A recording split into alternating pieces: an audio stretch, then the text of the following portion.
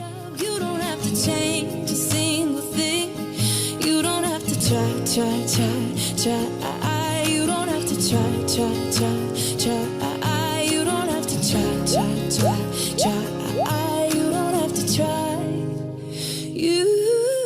Hey guys, today I'm going to be doing a frequently asked question video about Hannah getting her trach out, and I did ask 4 questions because I couldn't remember exactly everything you guys have said, but there's been so many of repeat questions about Hannah getting her trach out that I just wanted to make a video because it's really hard to keep saying the same answer to everybody. So there's 9 questions, and the first one is, how does the trach help Hannah? And the reason that Hannah has a trach is because she has really compromised lungs. She has a lung disease, and that's all from being premature and needing ventilation. And the reason she has a trach is because she needed to be long-term ventilated, and she's been off the ventilator for now a year. So because she's been off the ventilator for so long, she doesn't need the trach. The only reason she had a trach is because then that way she could be like they could just attach a ventilator to her whenever needed, and like she was 24/7 dependent on it before. That's why she needed it. She doesn't need it anymore, so she doesn't need the trach. This was probably the biggest question. Will she be able to eat when the trach is out? And the answer is no.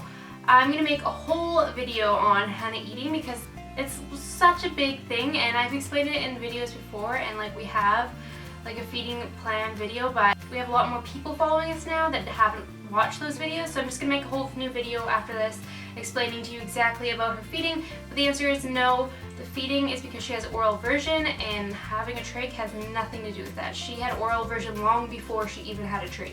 Will we need to carry around bags with us once the trach is out? No, we won't need to carry around an emergency bag or a suction machine anymore. We will still need to carry around a G-tube just in case it falls out, but that is something that can be left in the car. You have 2 hours to put in a G-tube, so it's not like we're going to actually have to take it with us. It just has to be like going out of town, you know, you kind of need to think ahead that what about if her G-tube falls out? How will her nursing be affected by her trach coming out? We will probably have nursing for 3 months or so after her trach comes out, but it's slowly going to get decreased. Like the last month we'll probably only have like a couple of hours. Like they'll slowly like take it away, like not just like cold turkey, you have no more hours. If she needs still a lot of oxygen after the trach is out, then there's a possibility that we might keep the nursing. I feel like she won't need nursing until the winter time, and then it'll be like we wish we had nursing, and it's really hard to get nursing back once you get rid of it. And my fear for flu season is that she's gonna need BiPAP or like a lot of oxygen. Like all last winter she needed oxygen, and the trach, it wasn't that affected by that. I feel like even if she had her trach out this flu season, she would have needed the same amount of oxygen had with or without the trach, because it's not, the trach isn't doing anything for her lungs. Like it's just a hole. It's just like your nose. Like it doesn't do anything. So I think that we're probably gonna lose her nursing, and that she'll be pretty sick in the flu season. So yeah, that's what will happen with nursing. Will she still need assistance in daycares and school?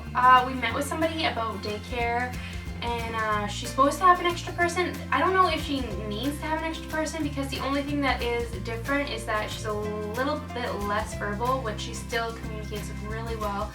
The G-tube, and the G-tube is all something that we could feed her like at night, or like give her the meds at a certain time when she's not at daycare. So I don't really think that we need to have it, but I think that we are going to. It would make me feel better, because she is so sick and has been so sick for so long, I definitely would rather her go to a daycare, even though there's more kids, but just so that there is like an extra person, so like if something were to happen, then there's that extra body that could help. And for school, she'll probably have like a teacher assistant or EA or whatever. I don't think it's going to be like somebody that has to stay with her all the time. It's probably just going to be somebody like that checks up on her or something like that. How long after the trach comes out will they know if it can stay out? The answer to that is never. Never.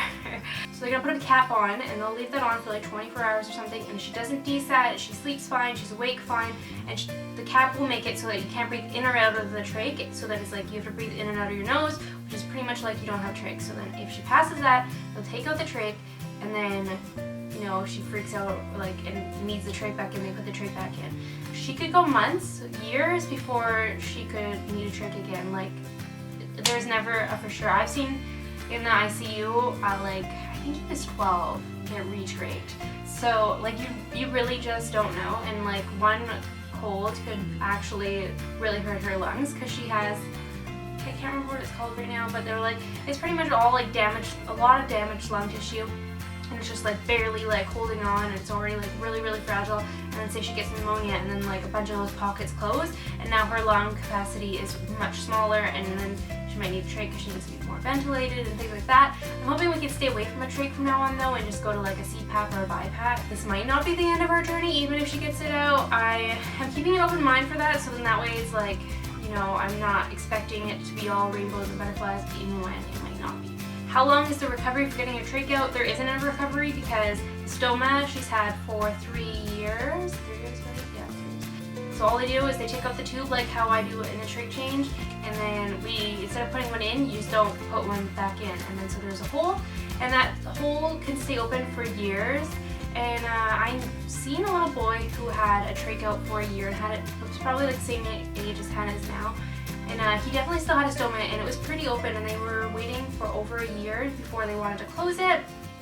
I'm not really sure how to deal with stomas. It's probably going to be like, we'll wear a band-aid if we're going to do something like a big band-aid. There's no recovery time because it's not a surgery, it's just a take out the trach. This was a good question. Are you bringing Hailey? And I actually hadn't really thought about it. I was like, of course I'm bringing Hailey, because what else am I going to do with her? And then I started thinking about the question and when I was making the video and how I was going to say like, well, what am I going to do with her?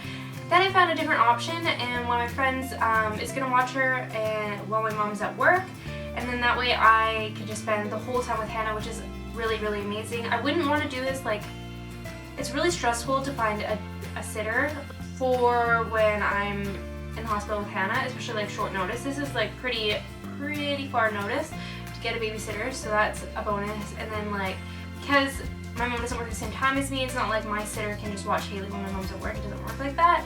So usually I just bring her, plus it's like maybe in the middle of the night, and who knows how long we're gonna be there for. For this, I would really like to be there, because in that way I could always be there. And you know, when the trach's getting pulled out, it's not like I have to entertain Hailey. I can just focus on Hannah's traching. So I am not planning on bringing her this time, and it's the first time in a pretty long time that I haven't brought her. But yeah, this is gonna be something that I really want to experience the whole thing of it, not just like, oh, Hailey's cranky, needs a nap, or Hailey needs to go to bed. It's like, I want to stay here until Hannah falls asleep, and it's not like I have another cranky 4-year-old to deal with and I have to go bring her to bed. So yeah, this time I am trying to get a babysitter.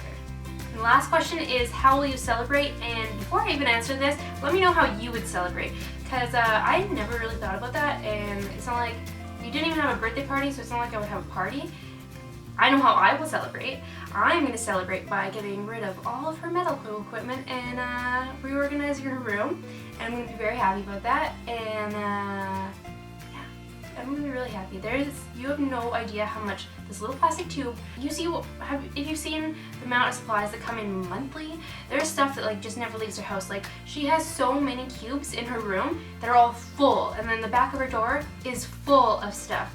And her closet, like our pantry, half of it is full of boxes for like her trach, needing saline to wash stuff, or sterile water to humidify her. Like, there's just so much stuff, and I'm going to be so excited to just throw that all out or send it back. Just get rid of it and reorganize and like enjoy the space. The only other thing that I could say that we might do to celebrate is there's Helpful a Dream, or Make-A-Wish Foundation, and I've been wanting to sign up for that for a long time, and they can send you anywhere, like to Disneyland and stuff. I want to do that, but I kind of also want to wait until they're a little bit older. Like, right now, Hannah would probably be scared of everything at Disneyland. The only thing she'd be stoked about is the princesses. So if they can postpone the wish, because like, also, she's not like, I wouldn't say she's stable enough that I would want to travel out of the country with her. That's something that I would want to do.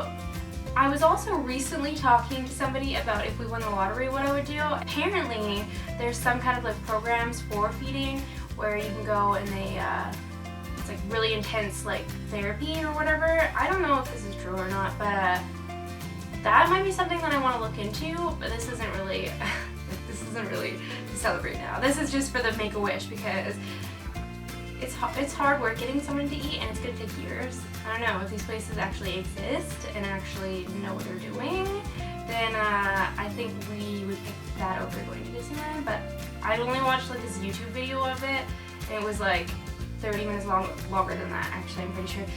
And it was like really, like, it was like intense. It was like not even like Hannah kind of related. I don't know, it was weird, but that's something that I would rather do than just Hannah.